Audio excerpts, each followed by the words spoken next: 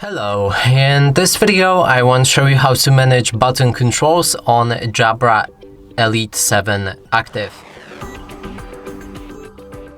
To do this, we'll need to click on the gear icon in the top right corner of the screen. Now move to Personalize your headset, and here you have My Controls. You'll be able to customize the buttons for music and media control, incoming calls and active calls. So let's select one of them. Now inside you can see all of the functions and click on each of them to change it. So for example, single press, you can either set it to none, that way it will have no controls for that button, and you can also change it between play, pause, next track, restart track, voice assistant, or change between active noise cancelling or hear through.